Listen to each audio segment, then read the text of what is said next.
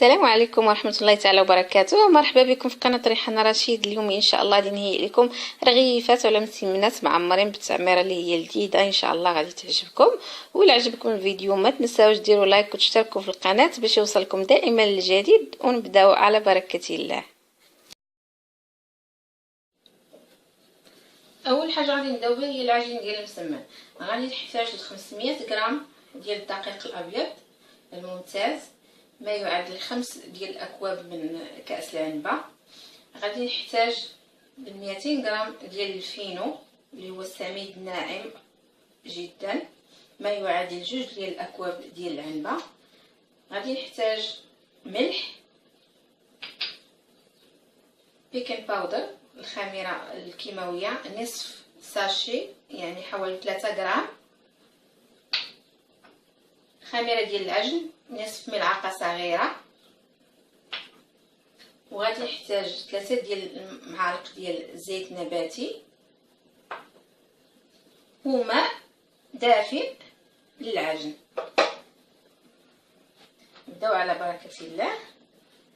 نخلط الفينو او السميد الناعم جدا مع الدقيق الابيض، وغادي نضيف هاد المكونات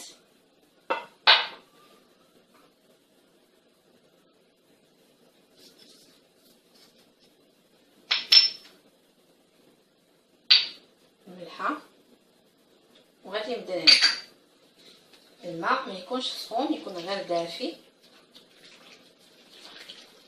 غادي نخلط هاد العجين مزيان وغادي ندلكو، يعني الدلك ديالو ما بين 10 حتى 15 دقيقه ديال الدلك.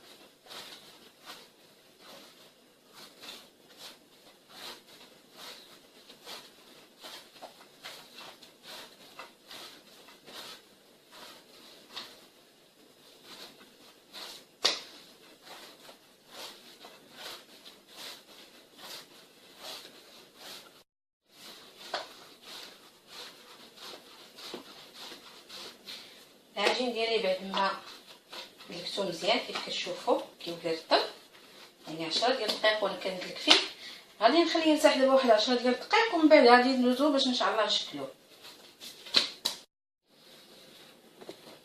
بعد ما ارتاحت العجينه واحد 10 ديال الدقائق كيف كتشوفوا كنت مغطياها، دابا غادي ندوز نشكل منها كويرات. عندي شويه الزيت في يدي،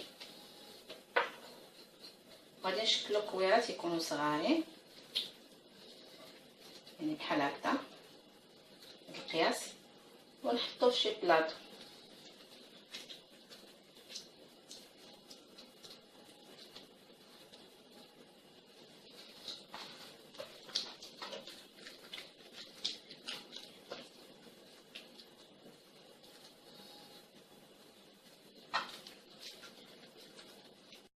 الكويرات ديالي هما هادو بعد ما كملتهم كنكونوا دهناهم بالزيت باش ما ينشفوش. غادي نغطيهم فيلم اليمونتير اللي هو البلاستيك الغذائي، وغادي نخليهم يرتاحوا واحد 10 ديال الدقائق. بالنسبه للحشوه غادي نحتاجوا اول حاجه الطون. بالنسبه للطونه اي نوع كتفضلوا ديال الطون غادي تاخذوا منه الكميه ديال 250 غرام او الكميه اللي بغيتو. هذا هو المقدار انا اللي درت. غتصفيو من الزيت. عندي هنايا انا 2 ديال العلاب، هنا عندي بصله مشلضه ومشحره في شويه ديال الزيت، بصله كبيره. عندي هنا مورتاديلا مبشوره، غديروا الكميه اللي بغيتو. عندي هنايا كيف كتشوفوا قريبه اكثر من نص زلافه. عندي فلفله خضراء وحمراء حتى هي كذلك طايبه في شويه ديال الزيت. يعني مشحره شويه ديال الزيت مع شويه ديال الملحه. عندي شامبينيون، عندي علبه ديال الشامبينيون اللي هو الفطر. عندي زيتون اخضر مقطع قطع صغيره. عندي معلقه ديال مركز طماطم اللي فايت لي عامله فيديو ديال مركز طماطم طبيعي في الدار. الا بغيتو تشوفوا الفيديو غندير لكم الرابط في صندوق الوصف اولا غيظهر فوق الفيديو. عندي معلقه ديال الزعتر، وعندي هريسه اولا صلصه حاره، هذه على حسب الذوق، يمكن تضيفوها ويمكن ما تديروهاش. هذه هي المكونات اللي عندي ديال الحشوه، وغادي ندوزو نخلطوها. غادي ناخذ المكونات كامله.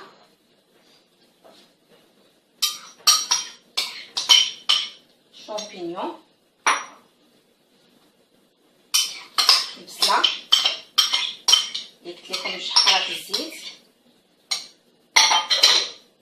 عندي الطونه، الطون على حسب نتوما اش كتفضلوا من النوع ديال الطون ديالو.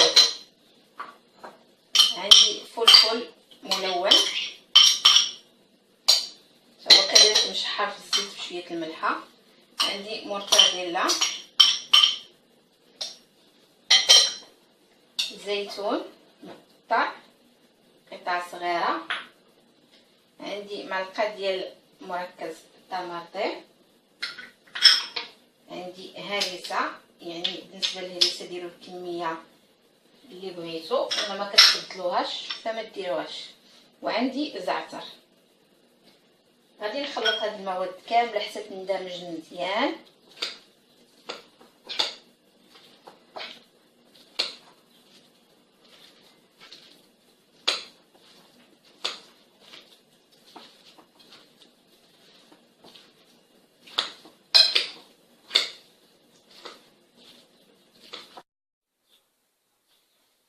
الحشوه ديالي بعد ما تخلطت هي هذه كيف ما كتشوفوا. غادي نبدا دابا بتشكيل الكويرات.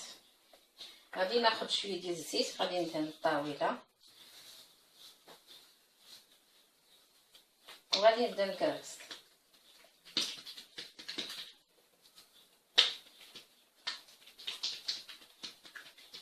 كيف كتشوفوا العجينه كتكون مطلوقه، خليناها ترتاح كتكون مطلوقه.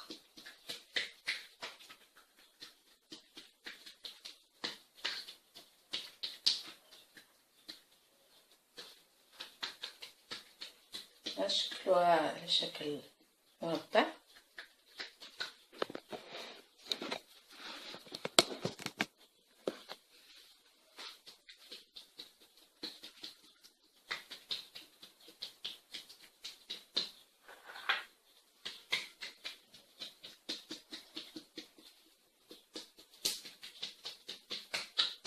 وغادي ناخذ شويه من الحشوه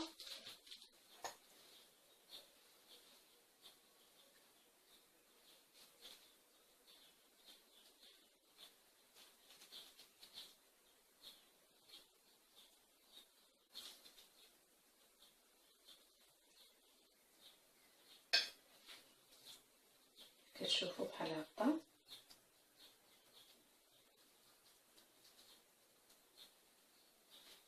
غادي ندير شويه ديال الزيت بحال هكا،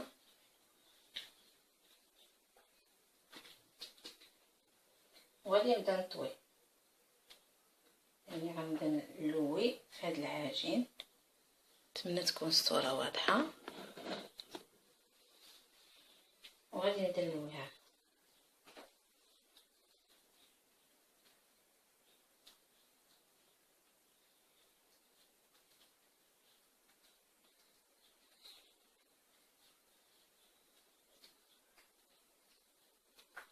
كيف كتشوفوا،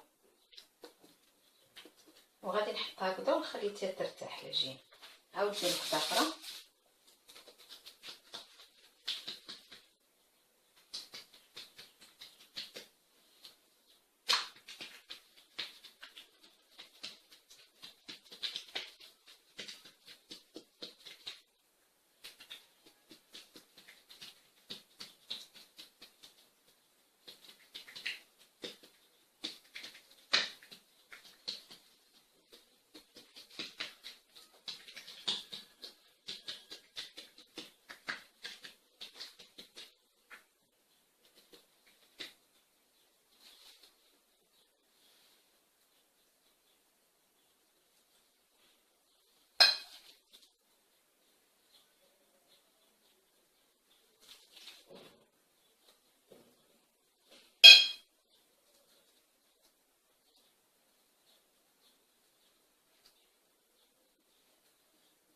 ملي كنحطو الحشوه غير الوسط نخليو هاد الجنابات هكذا وغادي نبدا نلوي.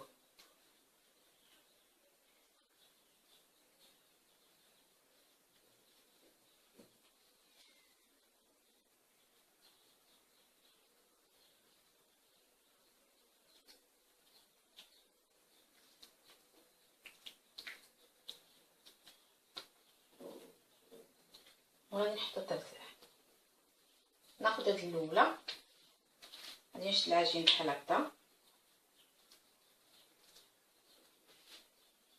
نضغط عليها هكذا من الجناب، وغادي ناخد هاد القلت وغادي ندير ليه هكذا، يعني نلويه هكذا، نحاول نزيرو شويه وغادي نلويه هكذا، وغادي نبدا ناخد هاد القنت وندخلو من هنا بحال هكذا ونخرجو.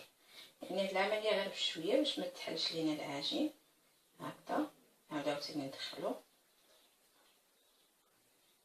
نخرجو بحال هكذا ونعاودو ندخلو تاني من هنا، وغادي نضغط عليه هو القنت الاخر من التحت بحال هكذا،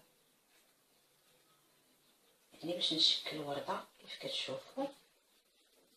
وغادي ندير زيتونه في الوسط يعني بحال هكذا، وغادي نحط في الطاوه اللي غادي تدخل الفرن. ناخدو الثانيه نقادو هكا شويه بيدينا، نضغطو هكذا على الجناب، كناخد هاد الجانب كندير هكذا بحال غادي نعقدو، كنديرو من التحت كنحطو هكذا من التحت، كناخد هذا وغنبدا ندخل من هنا ونخرج من الجهه هكذا، يعني كنحاولو غير بشويه باش العجين ما يتحلش، يعني غير هكذا نعاود ندخلها هكذا.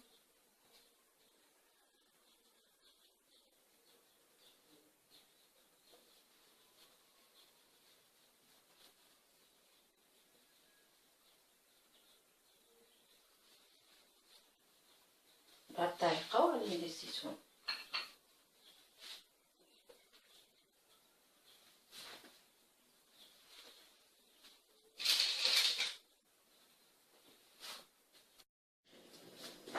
بعد ما كملت المسمنات ديالي كاملين، دابا خديت بيضه ودرت فيها شويه ديال الخل غربتها وغادي ندهن بها الوجه ديال هاد المسمنات، وغادي ندخلهم للفران يطيبوا حتى يتحمروا ونخرجوهم.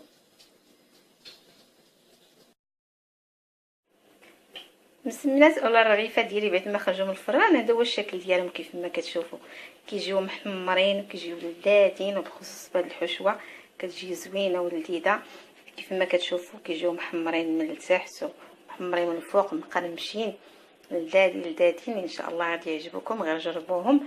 ولا عجبكم لا فيديو ديالي اليوم ما تنساوش ديروا لايك وتشتركوا في القناه باش يوصلكم دائما الجديد ديال القناه، وتبارطاجيو الفيديو مع الاصدقاء ديالكم. والى الملتقى ان شاء الله في وصفه جديده، والسلام عليكم ورحمه الله تعالى وبركاته.